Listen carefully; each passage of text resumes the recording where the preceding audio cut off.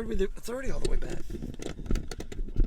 It's getting foggy in here. But what if you go like that? Oh, dude, I'm never getting this thing off the window again. Really?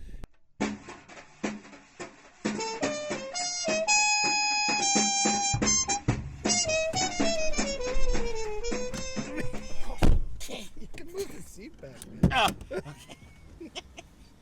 okay. Hold a moment. I'm in. He's in. Hey, everybody.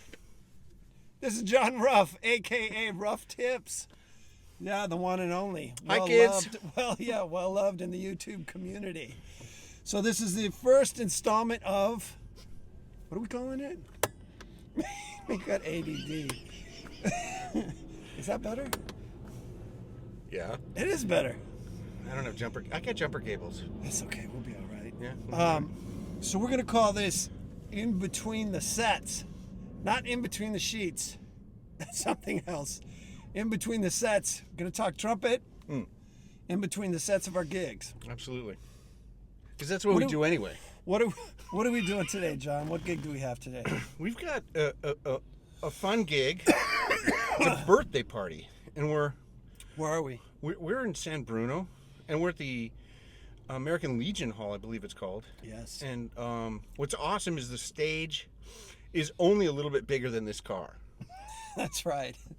It's a little tight. It's a little tight. It's a little tight. A little loud. Yeah. Yeah. So before the gig, we were talking about some of your admirers, your followers, subscribers. Subscribers, yeah. Talking about embouchure stuff and whatnot, and I was gonna run this by you. So, you know how that it's you know, when people say when you're setting your embouchure, don't smile. Yeah. Like, don't smile. You're not supposed to stretch. Right. But if you look at a lot of guys play, they actually, this part it's not stretching back, I don't think, but it's almost like they're smiling. Well, if you look at Javier Gonzalez, this goes up. he's a trip, man. If you he look adjusts at so Adam much. Rappa, Yeah. he goes back too. Anyway, go ahead. Well, here's what I think is happening. You know, when we form a set, we have to have. I don't want to call it tension because tension's a very bad word to me, but we have to have like this kind of thing. So I always talk about. Yeah. So the chin ends up being flat. So, and you do have your corners do take a shape. Mm-hmm. But again, I think that one of the things that happens is people really concentrate on corners, and I don't think that's necessary. It's almost like they're trying to do weightlifting exercises. They got their Pete in their car, and they're like, and they're working on this set here, and really all you're trying to do is just keep the lips closed. You're trying to keep it from going out the side, and so if you're using a ton of air, that's going to happen. If you're using an awful lot of air, you're going to end up blowing so much air towards your mouthpiece that it's not going to get through the mouthpiece into the horn, and it's going to escape out the side. So if you start to concentrate on an economy of air and using your air efficiently, you don't have to play so loud or so hard against it. And I think one of the reasons people do that is, again, there's tension that can develop, and that's what my latest video is about, is like trying to get rid of that tension, trying to get rid of the things that block you from being able to just go. And even just that ease of, like if you, Charlie Porter, he talks about cooling soup, Yeah. So I think you'll see the corners looking like they're going back, but I can tell you that when I go up, I really do think pushing forward. I'm like, and really trying to bring this together so that I've got a lot of flesh inside the mouthpiece, because again, the tendency is to kind of push in. We do use a little bit more pressure than we should as we go into the upper register. It's very natural for everybody to do that, and if you can alleviate that as much as possible, you're gonna have a bigger, more open sound. But what I do is I think of, if I'm pushing in, I'm pushing out at the same time, like an isometric thing. So I know that, like you say, I've watched Javier play up close and personal a bunch of times, and when he's going into the extreme upper register, he's manipulating so many things in his mouth to get all the right airflow and shape, and it's really, It's hard to quantify, huh? He'll do this. He'll sniff, like you'll see him like do a sniff movement even to get way up above, like double C. Like if he's in the anywhere from like A above high C to double C range in that register, he really does manipulate other muscles in his face, and it's because he's trying to form the right shape in his mouth to get the right notes. That's got to be impossible to quantify for anybody. I mean, it's like, do exactly A, B, C, D, E, F, G, H, I, J, and it's like, whoa, I'm beginning to think you just got to figure it out for yourself, you know? That's one of the things that it's so very difficult. I want to be able to answer people's questions. They have questions about this kind of stuff, and I really want to give them a great answer. And what people want is okay, you do these 3 things, and then you play these exercises 1 through 12, and you're going to be there. But the problem is that's not how it works. Because, okay, let's say you discover this new book or these new exercises, and you think, oh, it's, what is it, 37 weeks to double C or whatever those, those crazy books.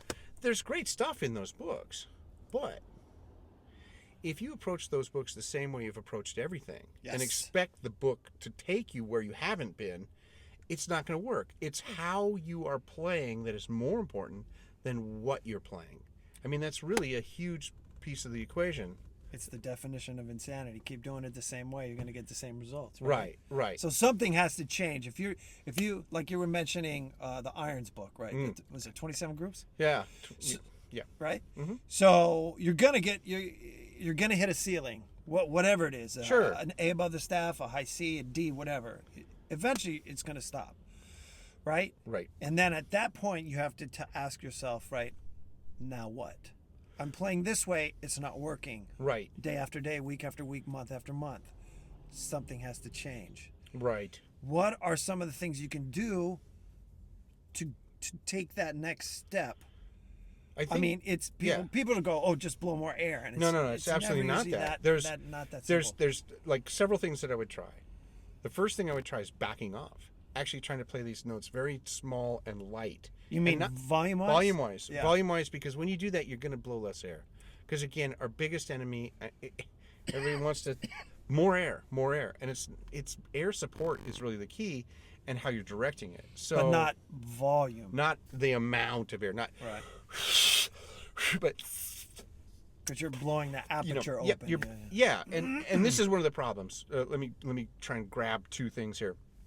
One of the things that happens is when we add tension, whether it's pushing in with the horn or closing our throat or squeezing down with our chops or doing something that's adding tension in like our upper body, what has to happen is you have to overcome that tension. So then therefore you actually work harder to push more air.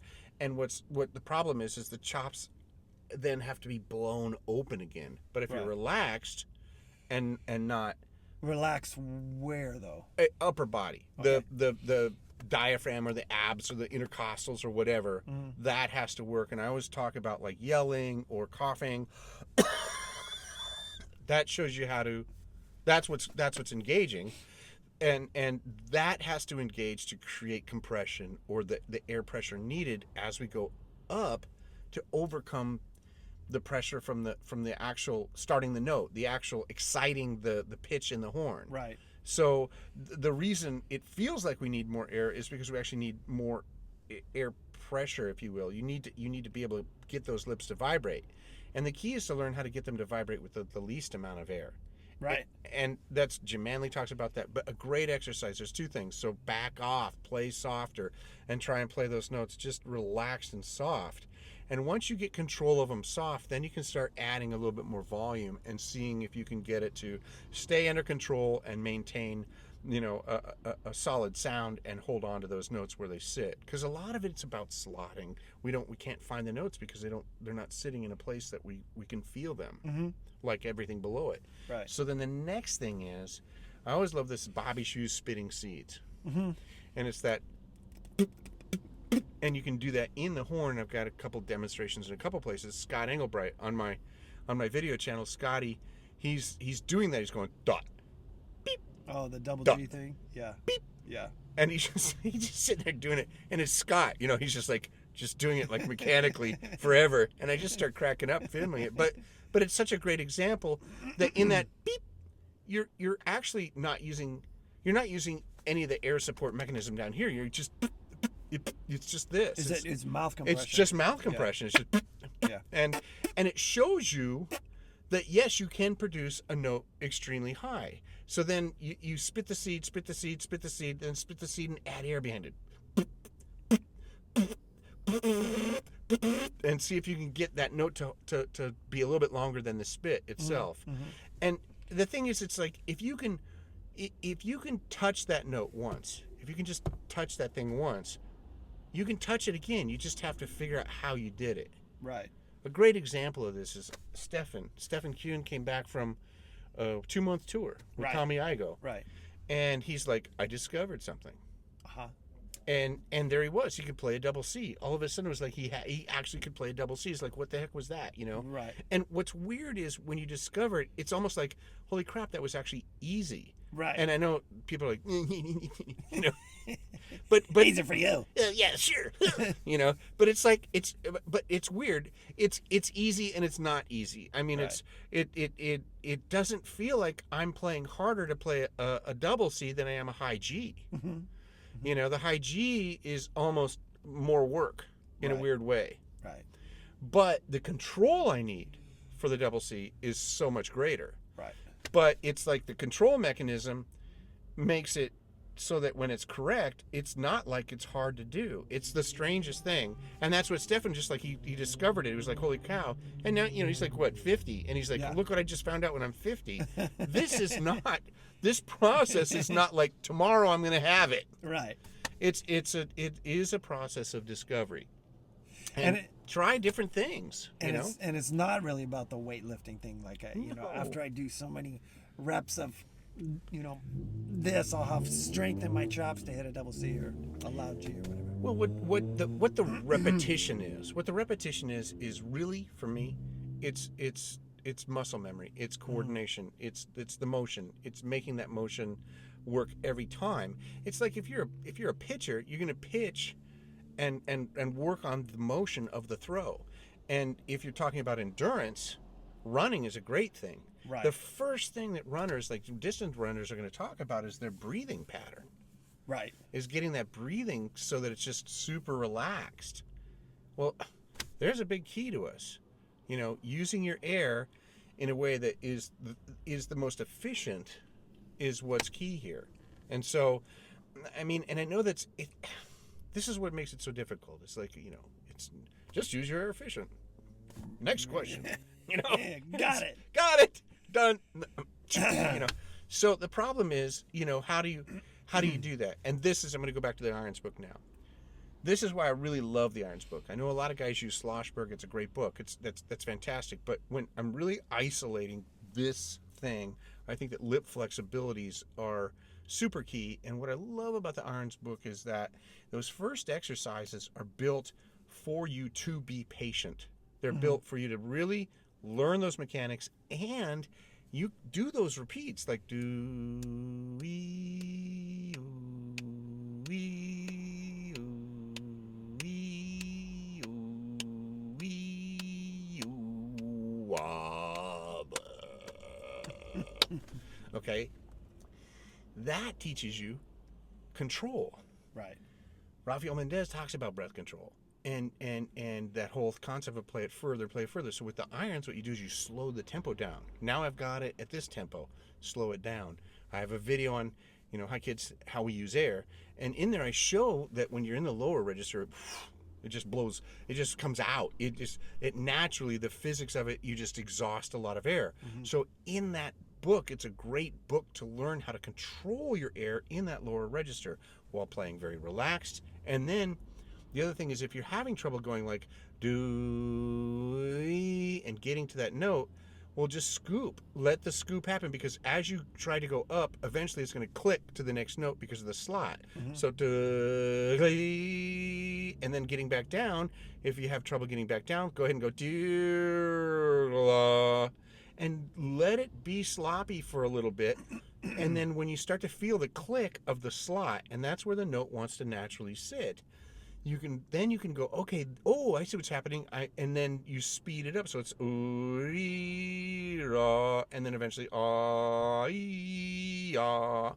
and take your time with that. I mean, the first, 4 exercises. Number 3 is a whole note crescendo thing and decrescendo. Man, man, that thing can own you. It can own you quick. Endurance-wise. Huh? Well, because what it is you're trying to learn how to control your air and do a crescendo and do a decrescendo all in one breath, kind of as long as you can make it last. And so being honest about that, being real with yourself about like really being diligent, trying to go,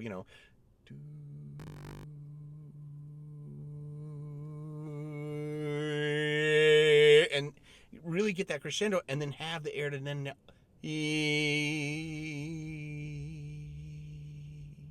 I mean, when you do that, man, it's going to be like, you're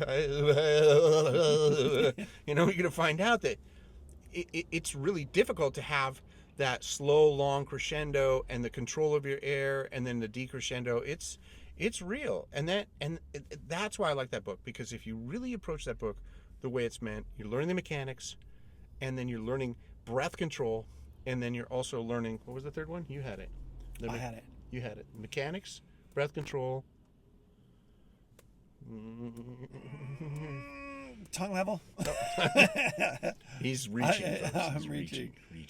But I mean, it's like you're learning how the mechanics work, and you're learning that breath control, and those two things combined will give you, it starts to give you endurance. Why? Because you're learning to play efficiently. Right. Endurance is so linked to efficiency, it's not even funny. When you're fighting yourself, whether you're closing the throat or you're squeezing like this, or if you're too cramped down and you're really closed and you're not letting your lips be just supple and vibrate, there's a lot of tension that we can add to our playing that then we have to overcome by actually using more volume of air, pressing hard, pushing like crazy.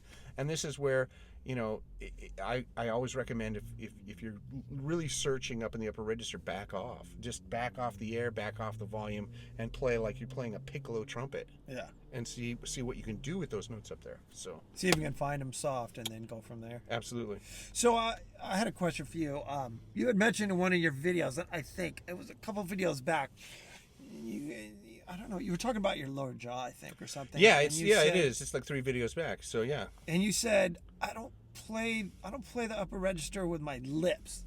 Is that right? Am I quoting right? Like you're not trying to bear down, right, and pinch the note, no, and then blow against, because then your sound's going to be pinched and everything. Uh-oh, we're going to be interrupted. We're doing a video. No, I don't want to go. I don't want to come in. You don't come in? Okay. Well, there's a door back here. Yeah, but we're doing a video, so we're talking trumpet talk. He's all right. It's trumpet talk. If you want to add some bass licks, you can come in. We're gonna bore you to death. It's gonna be. What time? I know. 10 till. Talk about shanks. We don't talk about shanking people, sir. Yeah, 10 till. He said 10 till. 10 till. What time is it now? It's 35. I got 6:45. Wow, that Rolex is keeping great time. What time is it? It's 9:35. So what time do we have to go back? 10 till. Well, we've got a lot of time. Okay, so here we go. All right, so the lips. Yeah. So I've been experimenting. Yeah. Like one time I said, Louis Phasman, I said, how do you have your kids say they're Amish? And he just goes like, well, and I was like, whoa, that's really high. Right. And I was like, now I got. I was like, okay, but now I'm stretching. Am I not supposed to do that? And then I started doing that on my horn. It was like a lot easier to play. I don't know. Well, just experimenting. Anyway, go ahead. So the thing for me is when isn't this interesting, Mike? It's awesome. It's fascinating. This is what I do. This is what I do every day. So when we're talking about in that video, I talk about jaw position, but what I'm doing is I'm literally supporting the bottom lip. For me, I think there's some others that do it this way. There's actually different ways to accomplish this upper register. So for me, when I'm playing in the upper register, I actually really I bring the jaw forward a little bit, and are your teeth aligned or just a little bit? I think they're close. Yeah, I think they're basically like they're pretty much like this aligned, at that point. I mean, the lower register is kind of like this, and as I come up, they start to come together, and then the tongue comes in, and it sits literally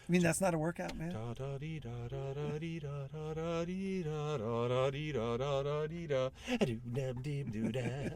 You know, make it musical. Make it. You have to make everything you're playing musical because that's what we do. We play music, and so when you take a musical approach, it tends to actually make things easier. It tends to make you relax. It tends to make you concentrate on the musical aspect instead of the physical aspect. That's one thing, and then getting a good sound. And everybody's concept of sound can be different. It's you know, I mean, Chris Bodie, he has a different sound than whomever, you know, than Arturo, than whoever, you know what I mean? But all these people have a good concept of sound. So when I was young, I listened to everything. My mom was a musician, and she had perfect pitch, played clarinet, piano, and sang, and she was a great educator. And that's where I, you know, took a lot of beatings when I was young. A lot. And so, but the thing is, you know, I listened to, like, I heard Al Hurt, Herb Alpert, Doc Severinsen, Miles Davis, and then like several different great orchestras from the day, Chicago, Boston, New York, Philadelphia. She had stuff, you know, she'd put on Scheherazade, and I'd, you know, fall asleep listening to that, or, you know, and then on the crazy side, I'd listen to Knuckles O'Toole, honky tonk piano player, you know, stride piano kind of guy. Yeah. Knuckles O'Toole, and then there was this amazing man. I never understood a word these guys said, okay, but it was like a comedy Mexican group that did kind of like, you know, mariachi kind of stuff. And they had me cracking up just at what they did. The shtick, you mean? Yeah, their shtick was great. Their But shtick they was played? great. Did they play? Or Trumpet players were killer. remember when we did 4 nights a week at the Guadalajara de Noche, and Yes. we'd trade sets with the mariachi band, Right. And they didn't speak English, but they played. They were killing, and Right. they had range and tone, Right. And then you'd go see what they're playing. They're playing like 7C. Right. Yeah, some Right. Bundy I'm or a bunch of something. some horrible instrument in a parduba. And, you know, or 4-star Pardue double cup. Yeah, Yeah. yeah. And just, man, Right. incredible. And, I mean, I remember playing 4 nights a week at Copacabana, you know, and holy cow, man! On Thursdays and Sundays, this group would come in, and they had one trumpet player. That guy, man, what a Beautiful tone. beautiful player! My Range, God, just the sound, articulation. yeah, the whole he had the whole package. I mean, we talked a little bit. It was hard because we didn't, you know, a little language barrier, but it was fun to hear him play. I used to just listen to him, you know, play the intros and the you know, it was just amazing. And what kills me about those guys is, you know, they start the tune, he plays the intro, and it's like, they're vamping. Yeah. No, now we modulate up a step, and he's like, he plays the intro again, and then they like, and I saw this happen more than once. It's like dinky, dinky, dinky. One more time. Dinky, go up another Not step, there yet. and then they had it, and he would just play the intro again in a different key, just beautifully. Like jazz. It's like, come on, you know. Yeah. Yeah, and so Because they're finding the key for the singer. for or the singer, vocalist, yeah, because right. it was like a sing along night. Oh, you know? somebody's sitting in. Yeah, they right. let the audience members come in and sing a song yeah, with yeah. the band. It was great. It was, you know, brought people in, especially when you've been drinking. Yeah. So, but you know, so musically, absolutely, you got to play musically, man. You got to play. You know, if you're not playing musically, I hate to say it, nobody wants to hear you. Right. You know. I don't want to hear me not play musically. I'll keep trying. Yeah, that's why I turn the TV up. Put the earplugs in. And, I hate this guy. Oh, he's so raw. So I mean, yeah, I'm just thinking. It's like, oh, this is what I thought. This is where I went. I was thinking about a saxophone. Yeah. I was thinking about a saxophone mouthpiece and a Right, reed. right. I was like, those they don't change shape. You don't actually try to. You can't squeeze it and make an aperture a smaller hole. You just blow faster. And James Morrison talks about it. He says, just stay the same, easy for you, and blow faster air. I'm like, oh, that seems so simple. But to be able to do it and not like bear down and... Well, okay, so here's my theory something about is that. just I like- think for the strong, for the Hercules out there, they, you know, everybody's got this innate ability. I can, you know, Usain Bolt. I'm going to race him tomorrow. It's going to be that guy. He's going down. He's going down. He's going down. Yeah. I'll never be able to run as fast as this guy. You could Right. shoot me out of a cannon. I could be like hit the ground Wile E. so Coyote, quickly. man, with a rocket. And be like, and he's like, yeah, exactly. Bullseye, blam. So the thing is, everybody has this, a certain amount of ability, whatever that is. And I think that maybe the Titans, the greats that play up there like they play up there, I think for Morrison, he probably doesn't move anything. Because, again, Lynn talks about that. Lynn's saying you're not doing this stuff with the tongue, you're creating compression down here. Does he say don't move anything? He's talking about, the tongue isn't. So for the mere mortals out there, we may have to compensate in some way. Right. And this is only conjecture, because I don't, I haven't lived inside somebody else's body and played like, whatever, like Maynard or whomever.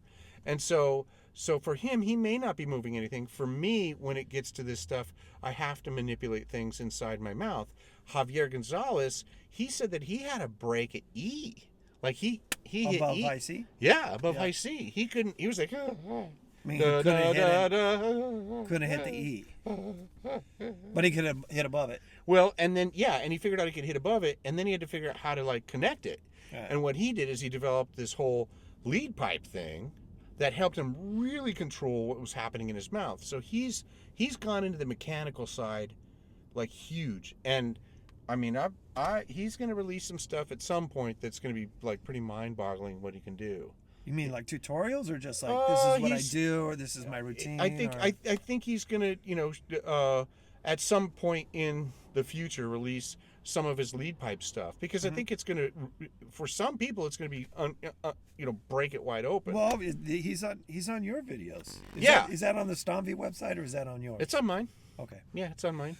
Because he does that. I mean, because what is it when you play lead pipe? You go to an F, right, for us, and then anything up. I forget what it is, but like G, A, B, C, it's like it doesn't exist. Yeah. And he creates it. And he's playing scales, man. And I've tried it. Well, I have a video where I kind of do because it's in my buzzing video. I mention it, and I didn't practice anything before I get into the video. And I'm like, here I go, whee, and it's just like, what is he really doing? And it's like, whoa, and I kind of got it. It was like, okay, I can manipulate it a bit. But I mean, if you actually worked on that stuff, that I think it teaches you. And this is the thing, like free buzzing, buzzing your mouthpiece, buzzing a buzzing device, buzzing the lead pipe. All this stuff is just some form of exercise that may show you something about what you're doing that helps you go, oh, I need to do that. Well, Manley showed me his take on the lead pipe thing, and it was like I get it, and then I'm like, okay, now you have to try to apply it to everything else. Yeah. So is it about relaxation? Right. And I think I'm gonna go back to that. And that's that low C, pedal C, the pedal C open. That's the classic. All these guys pedal C open. You got to be able to play pedal C open to be able to play a double C. That's how you play it. Yeah. And I'm like, I can play pedal C. I can play pedal C in high school, no problem. Wow, you're a double C. I bet you got a lot of dates. Yeah, I got all the gigs too. Woo! But a double C was like non-existent. Yeah, we got to go. Is it time? It's time. Hey, thanks everybody for checking it out. More to come. I want to thank Mike Arnold for dropping out by and driving him crazy. Yeah, I'll see you more next time. All right, more to come. See ya.